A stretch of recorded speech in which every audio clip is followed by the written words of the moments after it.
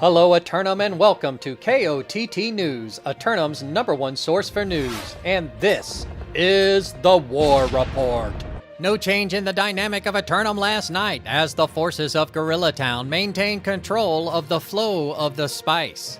And the syndicate members of Cookies for Dinner defend the crocodile-infested peninsula of Cutlass Keys. KOTT News were on the scene all night long and spoke with the victors after the war. Fresh bench on top, babe. Nothing special, you know. We're working on shit every single day.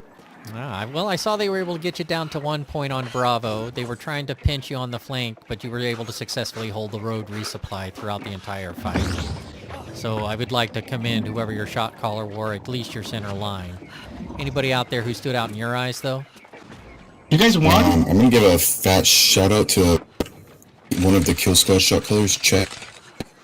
Absolute monster out there. He led us really well. Well, do you have any aspirations to expand beyond Cutlass Keys now? I plan on taking over this damn server. Fresh bench, baby. That's what I like to hear. Aspirations to take over the whole server. Well, we'll see. Word on the street is that the temperatures begin to drop, or the spring breeze comes across, I should say. It looks like the flower is going to be no longer in bloom, but scent of the spring on the horizon. Are you looking forward to that? I am, honestly. I'm excited for the new, get a phone, do some PvE night, you know? It's a nice little mix-up. Well, one final question, if you don't mind me asking. Is there anywhere out there where people can find you, maybe on YouTube or Twitch? Yeah.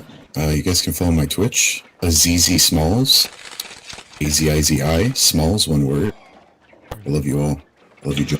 KOTT news crews couldn't leave town right away, running into another participant whose drip was on point. So what is this, like it's kind of like a cross between like an Arthurian slash Egyptian. Is this part of the seasonal track stuff? I recognize the shield. Hey, Dragthog. Yeah, the shield and the sword I did pick up seasonally. Everything else is just dies, John. You gotta take care with these sorts of things. This is not something simply done by commoners. If you want drip like this, you've got to really invest the time and the effort, the taste, the knowledge in what fashion is, and not everybody can do that. You're not wrong, man. It takes a certain amount of effort to put this one. I'm going to have to run this one by Mansa. Mansa, leave a comment below. Let me know what you think of this drip. I'm going to give you a close-up here. I frankly think the biggest difference between Error, EXE, and our company here in the war wasn't the kill difference. It was the style difference, John. That's the big differentiator that most people don't understand. Back to the action in First Light. KOTT caught up with the Gorilla Town rep to go over their late-night victory. Hey, congratulations on your victory out here in First Light, holding them off and retaining control of the spice. How do you feel about your victory tonight? Man, it was a great war, really. It was a lot of fun. Fun fact, this is my first war back from a while. So good to be back in gaming and some PvP. We played well. A little bit of a farm sesh, honestly. Well, that's okay. Good session to good knock off the dust a little bit. Was there anybody who helped you stand out there tonight? Yeah, I'd like to give a big shout out to Pebbles first of all. I mean, wow, what great shot calling, honestly. I'd like to give a huge shout out to Hutchie, and Blood Ninja and Courtney and Lyle. They've really helped me gear up, get some shards, get in the war. But as a whole, we played extremely well. I mean, just perfect execution really across the board. Indeed. I got to give a shout out to Hutchie too, official ARPCO intern. Thank you, Hutchie. Hey, I see that you've got on the flower sniffing outfit. The Springtide Blooms might be closing up soon, but the Spriggan event coming around the corner. Are you excited for that? Man, I could not be more excited for the Spriggan event. Little tired out on this event, farming some patterns and whatnot, but great event. Looking forward to the next one. It's been nice. Is there anything else you might want to say to the citizens of Eternum? Do you have a YouTube or a Twitch stream that you might want to tell people about? No link, but you should check out Hutchie's stream. That would be good for me as well. So go ahead and check out Hutchie on Fire on Twitch, and stay safe out there, guys. And keep playing.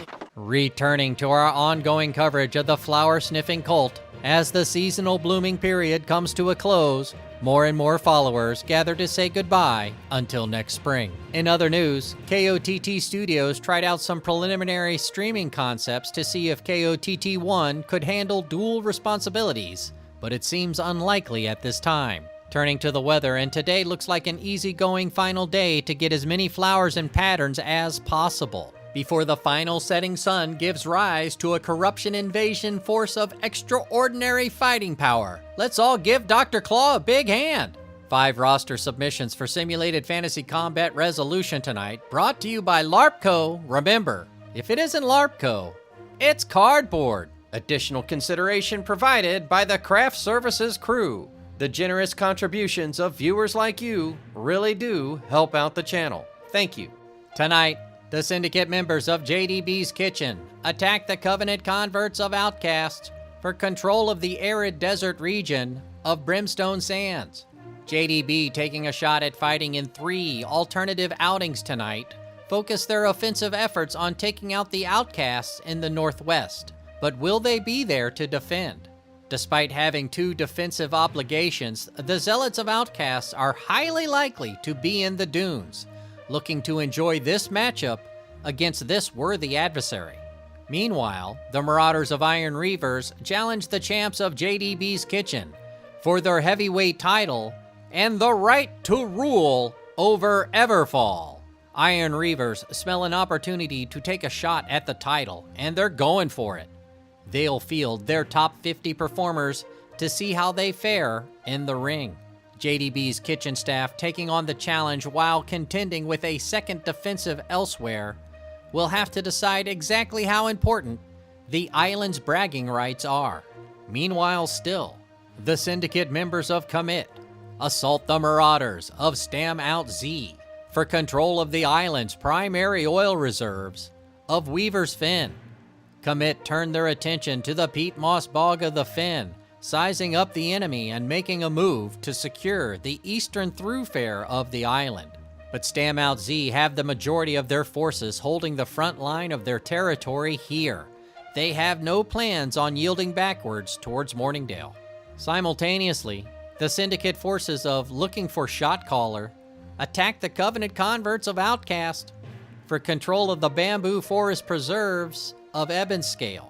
Fresh off their hold of the Keys last night, these loosely organized Syndicate members will do their best to gain control of the resort town, even without a shot caller. And that might just be enough, with Outcast split between 2 fights and possibly sending forces to support efforts in Windsward. But you never know until you know. But wait, there's more! As the Covenant converts of Outcast 2 assault the vault of JDB's Kitchen as they attempt to steal away the island's financial capital of Windsward. Outcast 2 have been staking the place out for a while now, and they think they've got the angle on the way to get in, without much pushback from the late-night guards.